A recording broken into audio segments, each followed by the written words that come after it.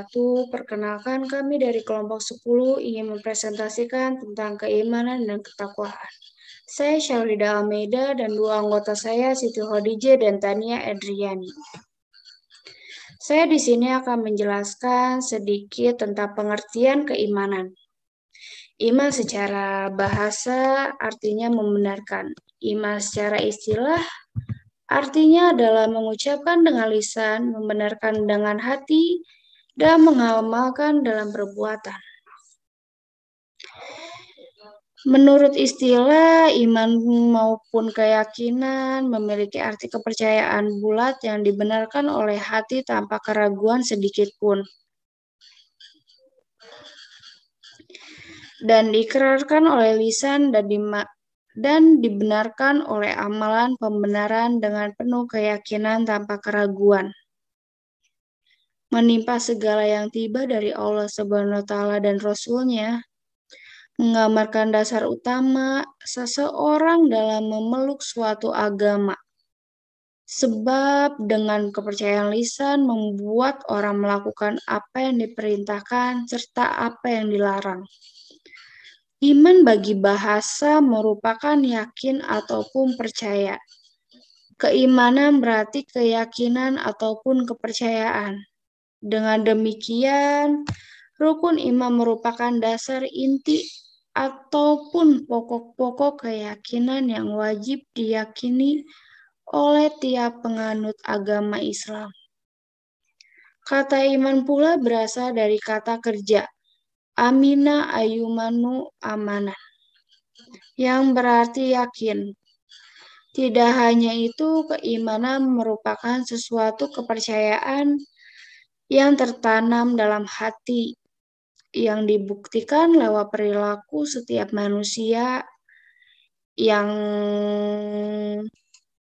sepenuh hati beriman kepada Allah Subhanahu wa Ta'ala, melakukan seluruh perintahnya, serta menjauhi segala apa yang dilarangnya. Keimanan merupakan perbuatan apabila diibaratkan satu pohon memiliki cabang. Di antara cabang iman yang sangat pokok merupakan keimanan kepada Allah Subhanahu wa Ta'ala.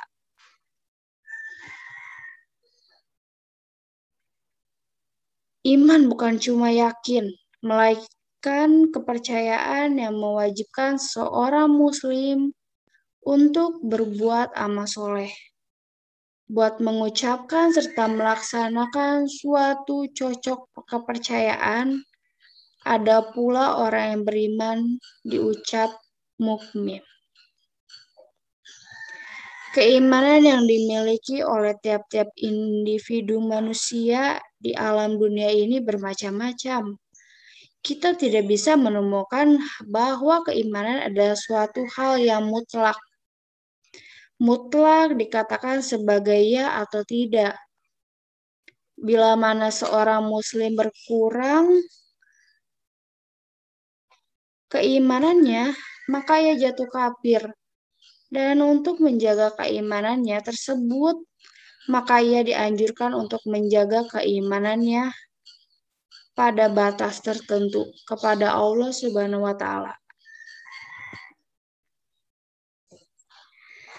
Tasdikum bil qawli wa qaulu bil lisan wa amalu bil arkan. Wujud iman.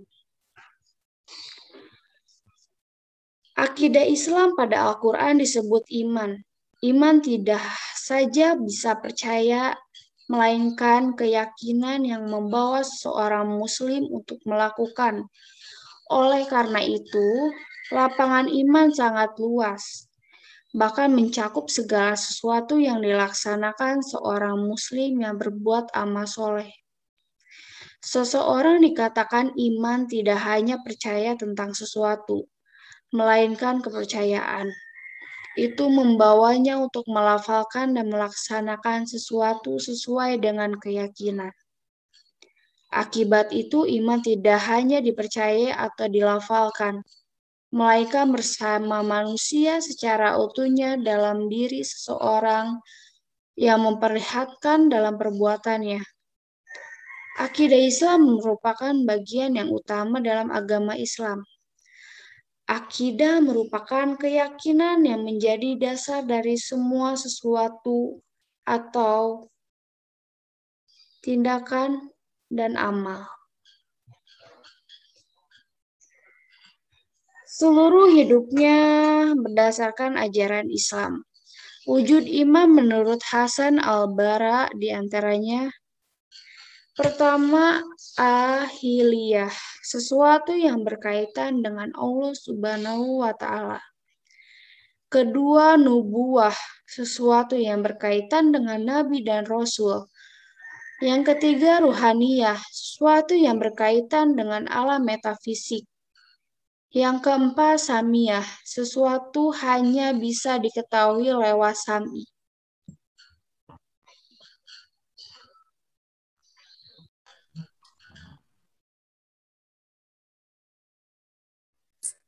Unsur-unsur pokok keimanan, yaitu yang pertama ada iman kepada Allah. Iman kepada Allah yaitu kita harus yakin bahwa adanya Allah. Yang kedua, iman kepada para malaikat. Iman kepada malaikat yaitu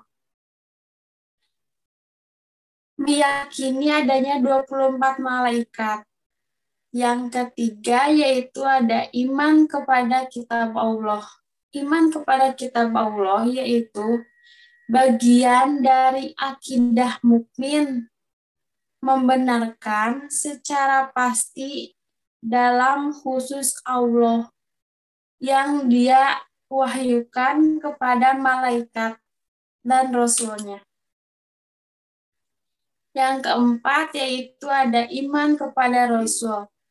Iman kepada Rasul yaitu percaya dan yakin bahwa Allah telah mengutus para Rasul. Yang kelima yaitu ada iman kepada hari akhir.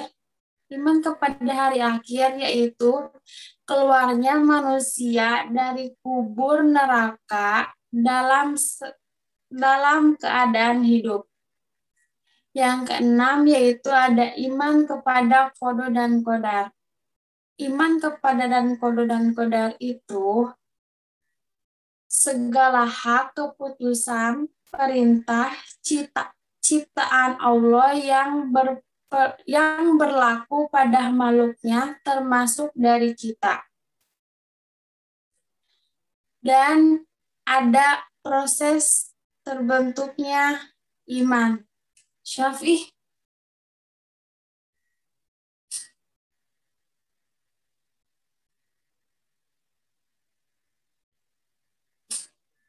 Proses terbentuknya iman yaitu ada 5. Yang pertama yaitu ada prinsip pembinaan berkesinambungan.